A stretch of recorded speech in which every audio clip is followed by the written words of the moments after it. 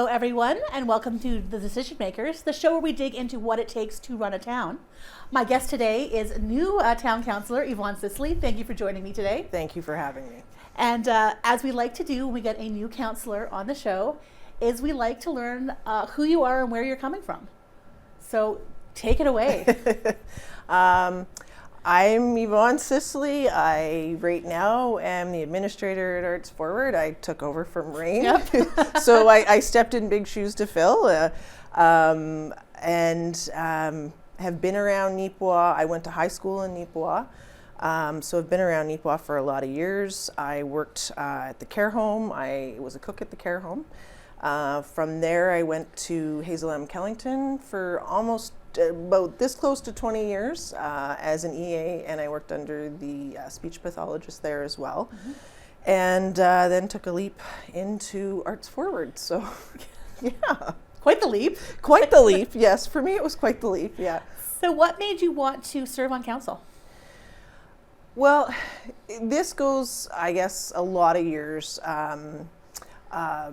My former partner works in public works, and we were together for 20 years, and I knew a lot of what went on with the town, how councils worked, how mayors and CAOs and everybody operated just through public works. And so I had a very good background with that end of it.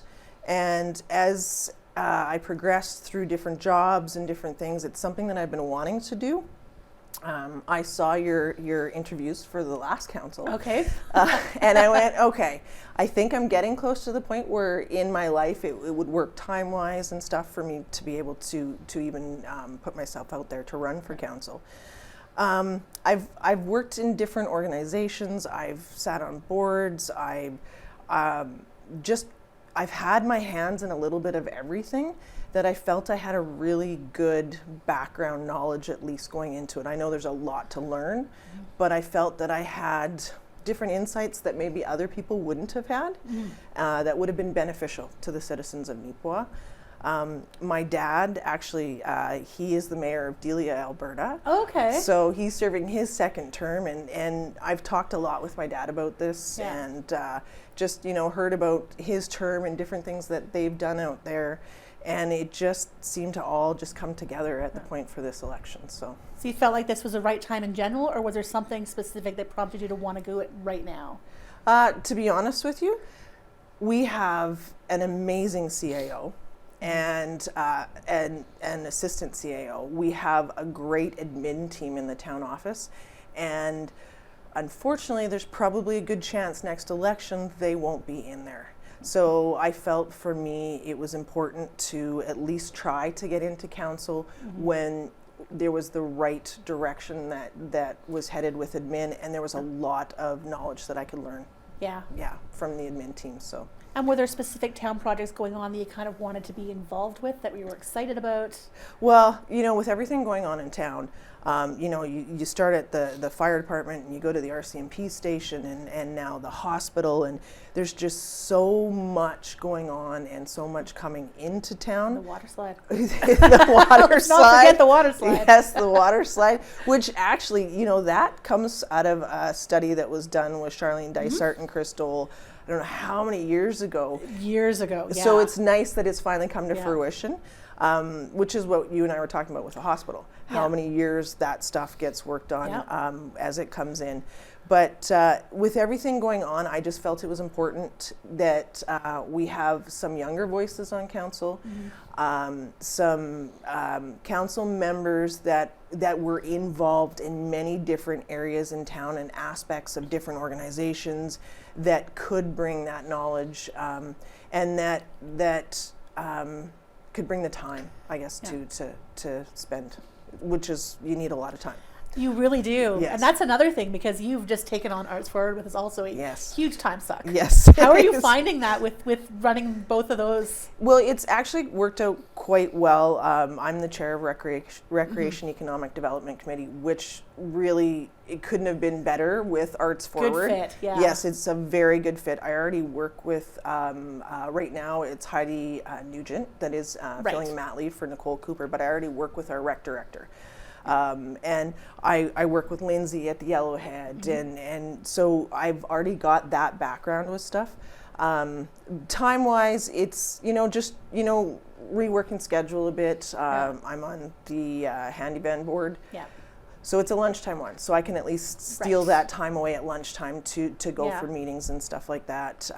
So yeah, I've just had to rework my schedule a bit, but I'm on very good committees for that. So, and I've noticed, especially with the handy van board, that you've taken some of the things you've been doing with Arts Forward with other organizations and brought them and moved that committee forward. Do you want to talk about that a bit? Well, it's a great board. I walked into a great group of people, and just from what I've learned, just with Arts Forward, with the social media, and how important that is for any organization just to get themselves out there. Handyvan was one. A lot of people didn't understand what Handyvan was. They just thought it was for disabled persons or seniors. And yes, that's Handyvan's mandate, but Handyvan is so much more than that. And working with Michelle from Hand, who's on the board, and Marcia out at Country Meadows, although she's not going to be there any longer. She's moving to the satellite office. But just those people that are there, and the ideas that everybody had coming forward, and like Michelle has just run with. There's a new one, Celebrations Dinner Theater Tour, and just the casino trips and shopping trips, just so people could see. So it was just about getting that word out there, which I had the experience with the social media from Arts Forward. So and are you getting uptake? Are people kind of engaging yes, with it? Yes. And John Pottinger was just at a regional meeting, I guess basically for southern Manitoba, but lots of different areas were there with handy vans, and he said our handy van is being talked about a lot because people are hearing about it. They're seeing that our handy van's doing all this extra stuff.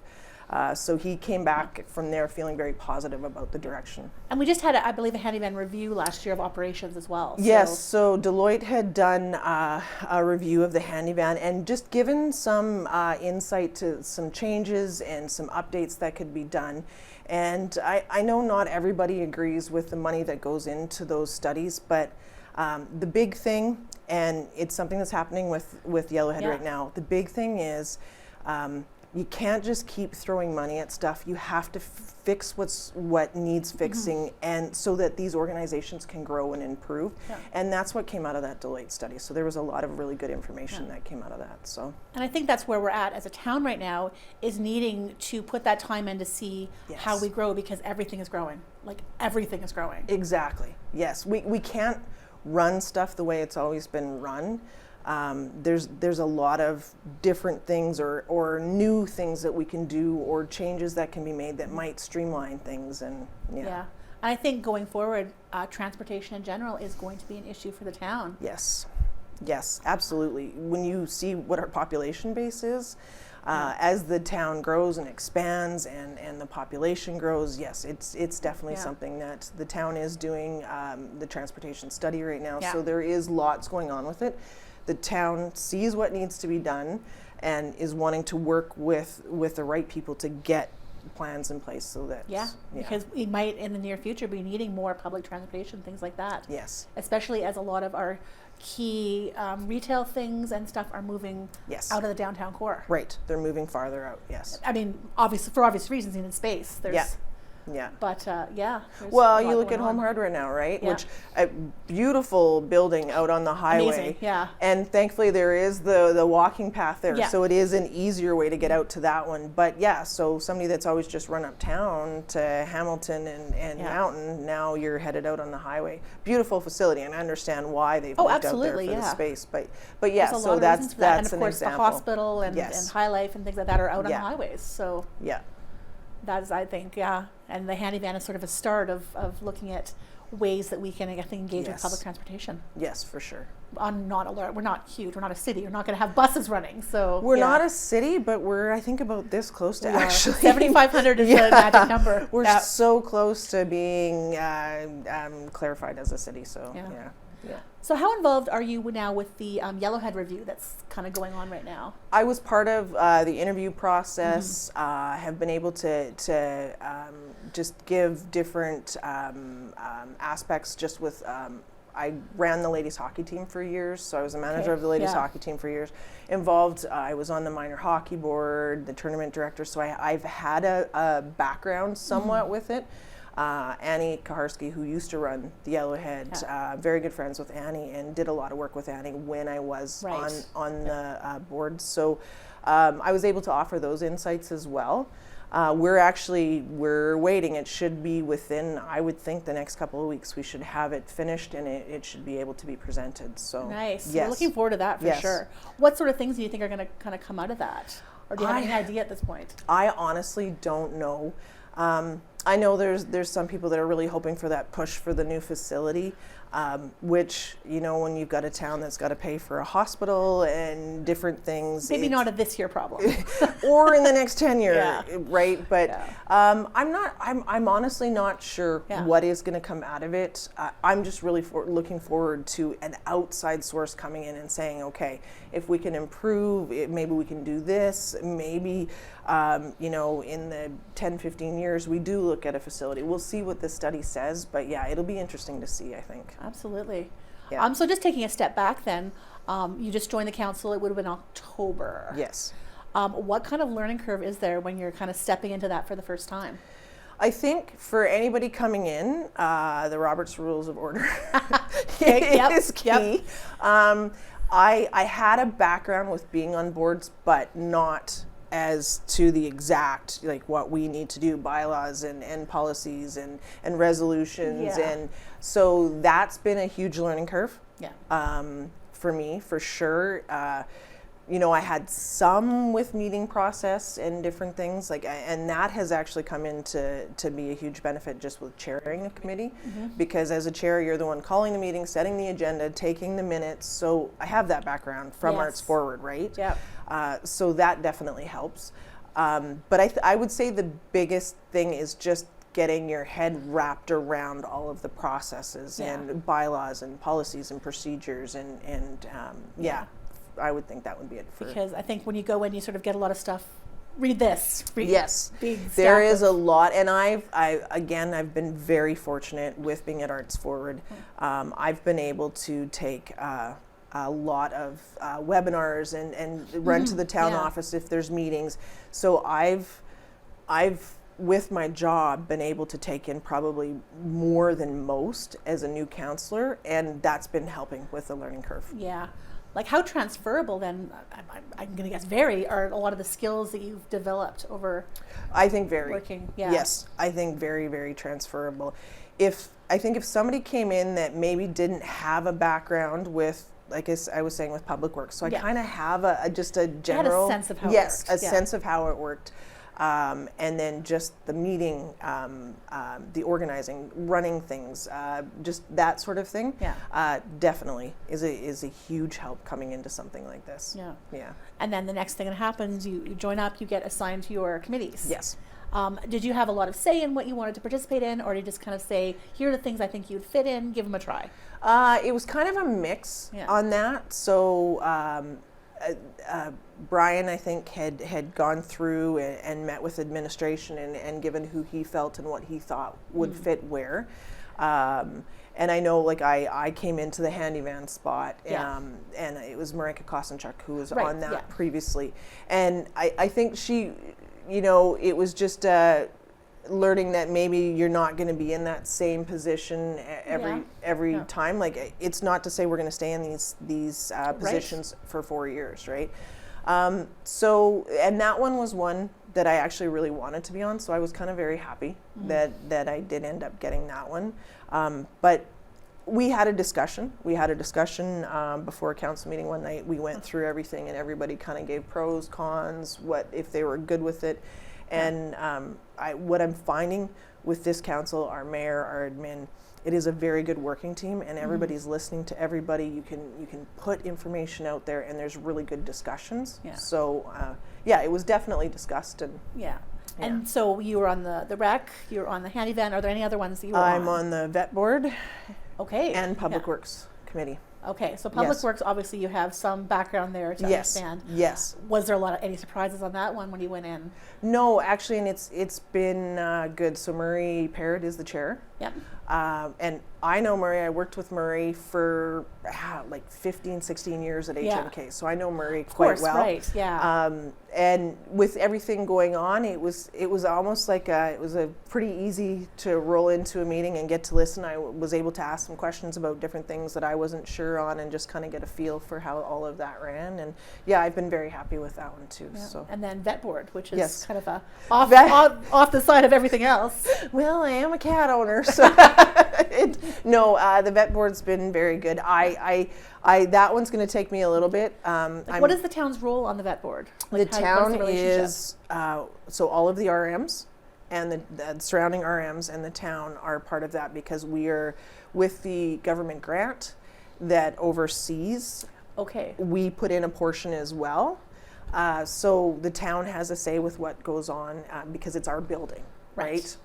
And Dr. Liz is the vet that's brought in, and she is in charge of all her staff and everything that comes out of that end of it. So that's been very interesting, because that one is very new to me. Mm-hmm. So I think I might be the only farmer that's not on the board, but it's been really good, and the board's been very good. The members of the vet board have been very good. Okay. So, yeah, but that one's a big learning curve for me. Yeah, that's the one that surprised me, because I didn't realize what that relationship was. You just, you see a vet clinic, you think it's separate from the town, but it's not. No, it's not, and that is provincially is what they've. So Minnedosa will be the same thing. Gladstone will be the same thing. So it's provincially to help subsidize the funding, so that every community has this, yes. especially in agricultural areas where. Yes. In the city, you have the vet clinic. It's for your pets. It's for your bring your bunny in. Here it's a lot of, I think, pets, but also large animal work. Things like that. It is a lot of large animal work, but it was interesting hearing. Was it the last meeting or the meeting before, where they were talking about just how much more household pets too are part of their practice too. Yeah. Yeah. There's a lot of household pets. I guess that's another thing you see in a growing community. More families coming in. Yep. Schools full of bursting. Kids have their dogs. Kids have their cats. Well, and I think COVID might have played into that too. I was going to ask about that. Was there an uptick during COVID? I know. I'm part of the uptake. I went from 0 cats to 2. Me too. Not on purpose. It just happened that way. Okay. Exactly. So yeah. I think that was definitely an uptake on that too, so that would, and you don't get a horse during COVID. You get a household pet. You get a household pet. I don't know. Maybe somebody got a horse. I don't know. Entirely possible. Yeah. Yeah. So with the current council, it's a really good mix of new people coming in, people returning, and then people returning from time away and coming back. So what sort of do you feel your role is on council? Like, what skills do you bring in that are part of that mix? I think in that mix, I have very good knowledge of just the organizational end of things with what's going on in town. Recreation, I think, and I bring in a good mix just with myself, with teams and being part of organizations, and my son, and you go through all the sports, and so I think I have a very good knowledge in that base too. There's been a lot just with community organizations. Like I know Jason and Brian are working on a new volunteer and eco. Yes, which is an exciting one. I talked to Jason about it. Yeah, and it's so I'm able to offer and help out in insights in a lot of different aspects with it. I think the background working. You go from healthcare to the school system, so I have a good knowledge of the school system, and very good working relationship with Beautiful Plains School Division, so I think that helps.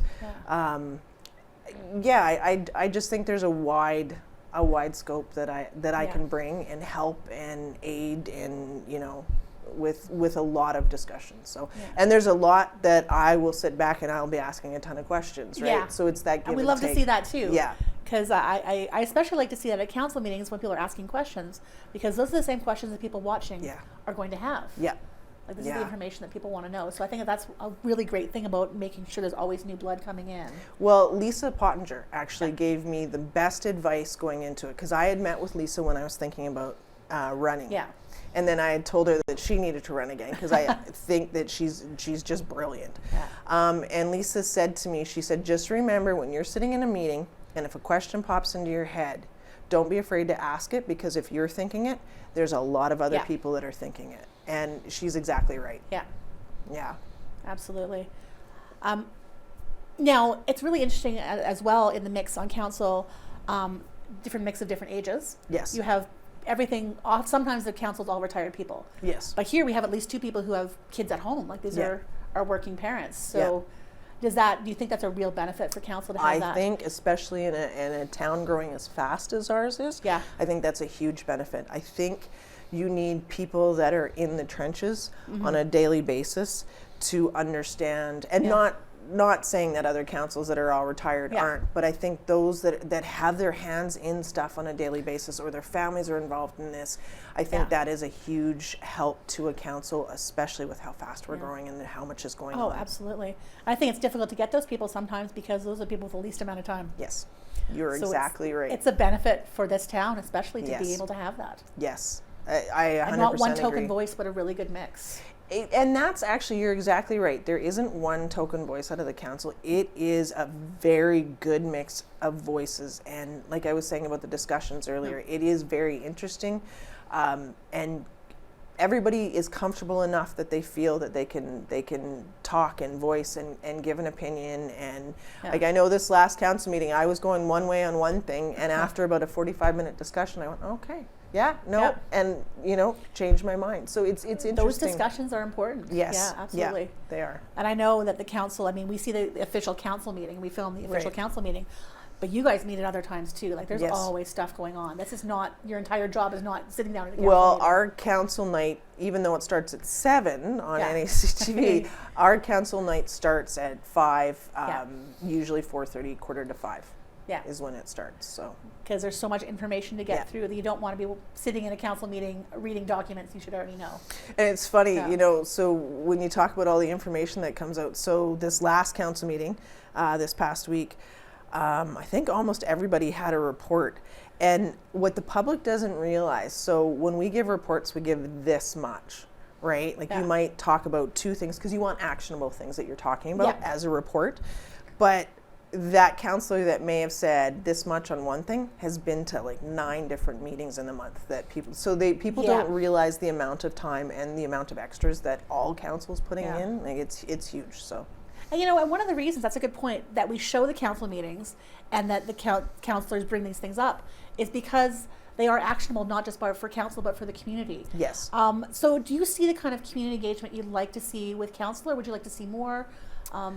I think a lot of people still don't know what council is about, right?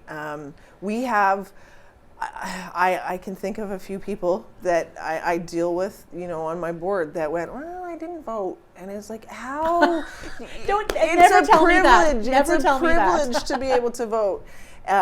So I think there's still more education that needs to go on with actually what a council does and the decisions that are made out of council. So you really want to make sure you have the right people in place because they are making huge decisions for your community. And that's one of the reasons I wanted to start this show, is so people know who's making the decisions, how they come to these decisions, what background they come from.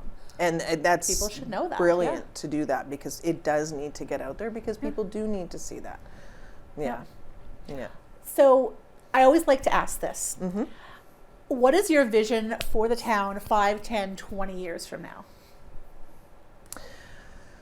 Oh, that's a tough one, because there's so many different aspects. There's a lot in flux right now too. There's a lot of influx. I think my vision, you can look at where we're headed, the direction we're headed, just the community coming together as it is. Our Filipino community, and our Filipino community is basically half, right? I think it's 45, 46%. Yeah, like we're so close to half. And more than that in the schools. Yes, yeah.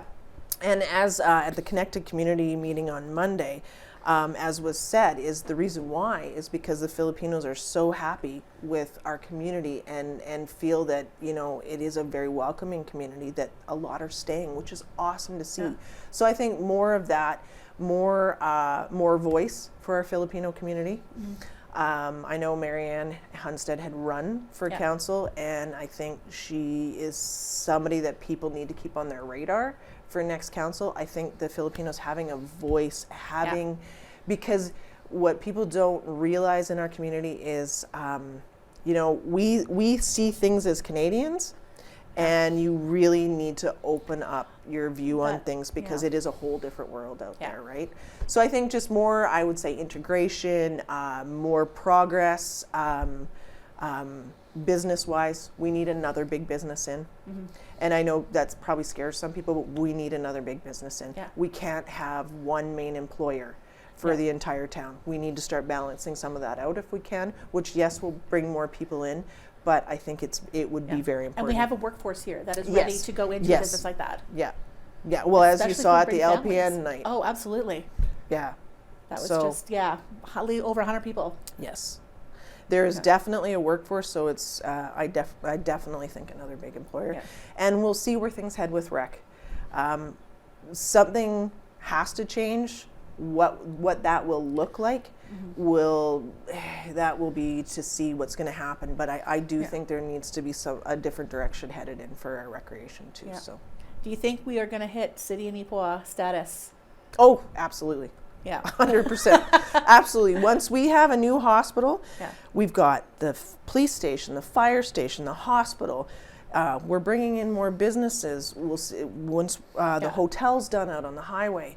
I don't see how we don't hit it within the next 5 years, to be really honest with you. It'll be, and then that's a big transition to make, because then suddenly you have to have a paid fire department, you have to have various other things. So there's a benefit, and then there's the if it's you get scary. to it is scary. It is scary. But that's kind of, I think, where we're going. And our administration and previous councils, the administration I can't talk highly enough about, knows that, and they are preparing. And there's a lot that can't be said. There's a lot of stuff in the works, and there's a lot being prepared. Yeah.